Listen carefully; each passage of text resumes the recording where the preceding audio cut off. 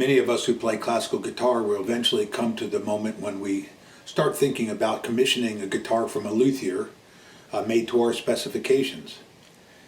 So I wanted to explore why and how you would do this.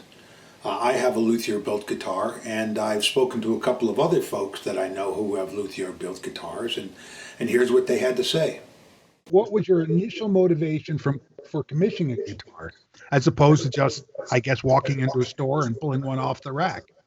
Well, this is kind of a unique situation for me. I'm recovering from chronic tendonitis, so I was looking for a shorter scale guitar. I have three other guitars that are all 650 scale length, and the nut width on those is either 51 or 52.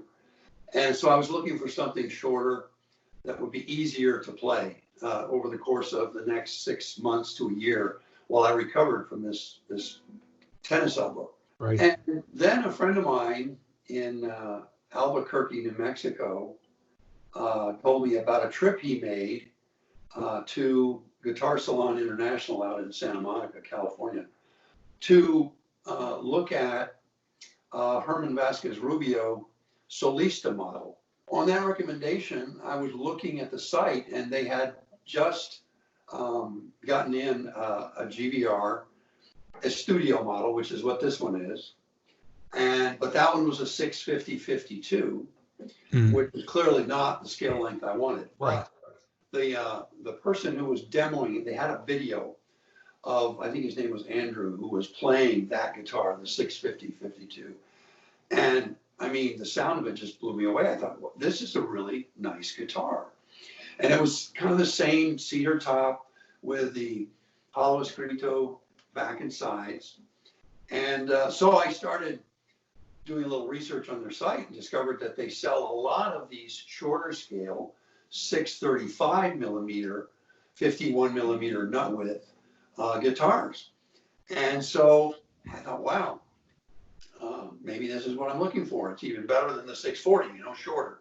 Yeah. So I called, I looked GVR up on his website, and I called the shop, and I talked to Armand, his sales manager, who was very helpful. And he said yes to all of my questions. It's a totally handmade guitar, solid cedar top, standard fan bracing, and solid wood back and sides. And I said, can you set it up with a very low action so that it's as easy as possible to play without buzzing? He said, no problem. I wanted a 12-hole tie block. He said, no problem, no extra charge for that. And I did the one extra charge were the Sloan tuners, the studios Herman still builds himself. Wow. And he said he just has an incredible work ethic. And he said he's been doing this for literally something like 45 years Right. since he first started. Right. He's my age, in his late 60s now. And so he said, maybe a month to 5 weeks, he said, we can ship you the guitar. So I thought, fantastic. So I ordered one. And, my expectations for this guitar, it was, the base model was $3,200. And with the upgrade, the tuners, the total was $3,500. And since then, the base price, this is just since March, the base price has now gone up to $3,500. Oh, it has. Yeah, it's already increased $250. The Solista, I think, was around $7,500. This one was $3,500. But when I played it, I really was so impressed, with the evenness of the tone. The volume is great. It has good volume. My other guitars are double tops, and they are more powerful. But for anyone who is looking for a really nice guitar, handmade by a luthier who really knows what he's doing and is a pleasure to work with, I can't recommend this one enough. Wow. In this price range, I think it's a really good deal. A lot of people will go in knowing that they either want a cedar top or a spruce top. I'm a cedar guy. All of my guitars are cedar tops. I love that warm sound, and I like the fact that when the guitar arrives, if it's a cedar top, what you hear is what you've got, you know? Yeah. You're not waiting for it to open up like you do with a spruce oftentimes, et cetera. Right. And if you look at the GSI website, you'll see that the studio guitars, at least the ones that I've looked at, are all made with this wood, the Palo Escrito. And they have a tendency to have a lot of sapwood, you know, which it makes it a very striking guitar. It's very different. You know, people say, Oh, wow, yeah. No, it is. what kind of wood is that? You know? Yeah. So, but no, everything else was pretty much, I mean, standard. I did ask for some additional side dots on the fingerboard, you know. Okay. And he provides with the standard purchase, he provides a really nice triangular insert marker at the 7th fret, and that's all. Yeah. So I added a couple more, and they were like $10 a piece or something. Right. You know, Right. luthiers like Herman Vasquez Rubio, like Marcus Dominelli, luthiers who have produced. For me, I'm looking for a luthier who's produced at least 100 guitars. Right. Makes sense. And by the time they've reached that stage in their career, generally speaking, they've got it figured out. Right. And when I say that, what I mean is, with a great degree of certainty, they can produce a similar quality from one guitar to the next. This guy really knows how to build a guitar and make, even with, I mean, this isn't high-end rosewood. Sure. This isn't even your best grade of Western red cedar. You know, there are some slight little imperfections in the grain that you wouldn't find in a $10,000 concert guitar, let's say. But, I mean, it sounds beautiful. Yeah. You know, it's very even. It has good volume. It has that deep, rich, you know, Spanish sound to it. Okay. Nice singing trebles, you know. So, yeah. Right. So I'm naturally curious. The first thing I do after I open up a guitar and tune it up and play it a little bit is I stick a mirror in the sound hole and I start looking around in there, an inspection mirror, because I'm very curious to know, you know, how it's built. And one of the nice things that Herman does is he signs all of his guitars on the bottom of the soundboard. Oh, okay. With a date and everything as a Well, that's stamp. pretty cool. Yeah, it's kind of cool. This is one here. It was custom built for me by Marcus Dominelli, who's in Victoria on Vancouver Island in Canada. Was interested in finding a non-rosewood back and sides. Another thing that was attractive to me and to many is that, you know, a guitar is a personal thing, and it's nice to be able to interact directly with a luthier and work with the person who's building the guitar and have the guitar built for you. You know, how does one find a luthier that one would like to work with? So for me, it was kind of easy. I participate and I'm a member and have been a member for a few years at Classical Guitar Corner Academy. And there, you know, many people like me, older adults, who are coming back to the guitar and starting to play classical guitar again or for the first time. They're a very nice community, a big forum, and so a lot of people with a lot of interest in guitars, and several folks at the Academy had bought guitars from Marcus Dominelli and had nothing but fantastic things to say. I sent an email initially, and then subsequently we emailed quite a bit. We didn't really talk much on the phone. We did a little bit at one point, but mostly it's through email. And I just asked if it would be possible to build me a guitar, and I thought that the waiting period was probably going to be a couple of years, but as it turns out, he's really got a great methodology going there, and it was really only going to be about a year.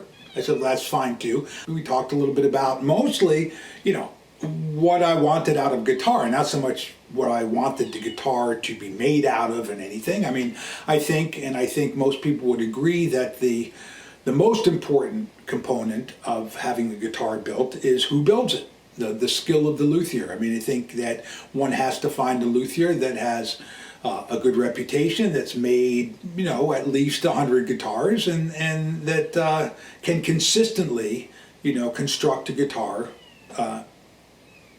over and over again. You know, the sound, again, you can talk to the luthiers. There's the idea of double top guitars. That's sort of the standard guitar that Marcus builds now. So I said, that would be great. There are different forms of bracing. There are different woods. Now for the soundboard, of course, spruce, cedar, or a combination. And so for the double top, I, being a middle of the road guy, decided I would do spruce and cedar. And he suggested that with the back and sides I ended up with, that spruce on top would look better. And his feeling was that spruce over cedar, cedar over spruce really sound the same. With the back and sides, again, we talked about, you know, what I liked and what I was interested in, and like many, you know, many of us are interested in the same thing. We got a great sounding guitar, of course, but you know, what do? I'm never going to be playing with an orchestra. Don't need that kind of projection. I don't need the kind of volume. I played steel string for a long time. I really liked the balance and evenness of maple guitars. I like the idea that they're not top heavy, they're not bottom heavy, they're not middle heavy, they're even, they're balanced, and the sound is quite evenly distributed among the frequency range, at least to my ear. And so I thought a maple back and sides would be lovely. Marcus agreed, but he said, you know, visually speaking, walnut would be prettier. And he said the acoustically, they're the same. You know, again, there are many different woods, many different acoustical properties, but walnut and maple apparently are exceedingly well matched in terms of their responsiveness and their sound. So I said, great, you know, give me walnut. You can see, I mean, it's a pretty beautiful thing here. And, you know, I was interested in a slightly shorter scale guitar. As you know, most guitars are 650 scale, and I was interested in the 640 scale. Again, not the gigantic hands that many people have, or the longest fingers, you know, and I guess standard is 52 millimeters up here. And so I figured, and you can run down 50, even some people like, you know, used to electric and stuff will go down to 48. And so I figured, again, being a compromise guy there, 640, so I go between the 50 and 52, so 51. And then there are the extras. Well, what are the extras? A sound port, you know, so you can hear yourself better. There's this little armrest here. I thought that maybe I could get away without wearing one of these, you know, socks actually with the armrest, but I still need it. I stick. Some people say that this armrest allows the top to vibrate more freely, and so it improves the sound a little bit. It's this elevated fingerboard. Now, elevated fingerboard's kind of a misnomer in a way, because what happens with these elevated fingerboards is not that the fingerboard elevates, it's that the guitar slopes away from the fingerboard at the, you know, where the fingerboard joins. So this top of the guitar is a little bit narrower than the bottom of the guitar, and so relatively speaking, the fingerboard's higher. I like that. One thing that I have on this that I did not have on my previous guitar is this 19th fret, which is nice. Although, you know, if you're used to doing artificial harmonics by counting backwards, you gotta relearn that, because again, you have an extra fret there. And I have a fairly aggressive right hand, and when it comes to these low actions, it's very easy for me to go into overdrive and start getting pretty nasty sounds out of the guitar. So what Marcus his standard thing is that he gives you two saddles. He gives you the low saddle, which it comes with, and then he gives you the higher saddle. I think it's medium. It's not super high or anything, but I, you know, unlike some of my colleagues at Classical Guitar Corner, I found within, you know, a very short period of time that I had to switch to the higher saddle, and it's been fantastic ever since. I'm one of these people, typical of many, who came back to guitar in retirement. So I was reconnecting with the former life, and a lot of my early effort was getting back up to speed. And I started out with the Cordoba C10 that was up from the one I'd been playing before. Right. After I played that for a while, then coincidentally, we go up to Portland, Oregon a lot, run into Peter Tsiorba's instruments in Portland, Oregon. And I really liked the sound of it. And I connected with him, and I thought, well, this is a perfect time for me to commission a luthier guitar to commemorate the beginning of grandparenthood. Oh, really? Yeah. And Peter and I, like I said, we hit it off. I really liked the way his guitars sounded. He wanted to sell me one right out of his studio, but I decided to wait and have him make one. And I'm really glad I did. It worked out very well. But I know that Portland has a really great classical guitar scene. And so I had connected with that, and we were going to concerts. Oh, okay. And then they had an instrument exhibition kind of connected to the classical guitar scene up there. And we went there and sat through people playing all different guitars. Oh, okay, right. And the one that stood out both to me and my wife at that event was the one by Peter Tsiorba. So when you started, your first thought about what you were going to get in this guitar, did you have an idea like up front, like I want X, Y, and Z? I didn't go into it with a real set idea. In fact, I was kind of naive and hadn't done any research and I didn't know much about luthiers. So I connected with Peter and I trusted him. And then he told me that coincidentally he had acquired from another luthier who had retired a stash of very old wood. So that made it a little bit more of an interesting adventure because I decided to go with some of these special woods. At that point in my re-education, I really didn't even know that guitars had different scale lengths. So that wasn't a question that I had. He just built it to 650 and that was fine. Actually, the one I'd been playing before was bigger and I didn't even know. When I got down to talking to Peter, I said, hey, do you have any redwood? And he said, oh yeah, that'd be fine. It's a lot like spruce. And I have this really great aged redwood that's been around for decades. And he gave me a choice of 2 tuners that he thought were good. And I picked one and I don't remember what it was. So it's a standard classical guitar. He just said, okay, Brazilian rosewood, redwood top. And were there any surprises or anything that you didn't anticipate or that you found positive or negative? No, I wouldn't say there were surprises. I've been very pleased with the guitar. It takes a while to get into a relationship with an instrument, but that's part of the magic and the enjoyment of it. I guess I did have one surprise now that I'm thinking about it. The neck, I really love the way he shaped the neck on the guitar. Oh yeah, that's always a thing, yeah. Yeah, and I just feel really lucky that it's a perfect match for my hand. And it's one of the things I totally love about the guitar. So if I wanted to call Peter up today and say, make me one of Bruce's, how much would it run me? Do you know? I think it would run you these now about 7,500. 7,500. All right. Do you find with the redwood top that you prefer carbon or nylon or high tension or medium tension or any of these things? Or? Yeah, I'm still experimenting with that. I was a real fan of high tension strings for a long time, but now I've got normal tension on and I'm enjoying it quite a bit. So I don't know. I'm still learning. To learn more about luthier built guitars, just go over to NylonPlucks.com/luthiers, where there are several guitars being demonstrated by their owners. You can hear about the process of commissioning a luthier built guitar, see the guitars, and most importantly, perhaps, listen to the guitars as they're played. I wish you the best of luck in your endeavors, and thanks for listening.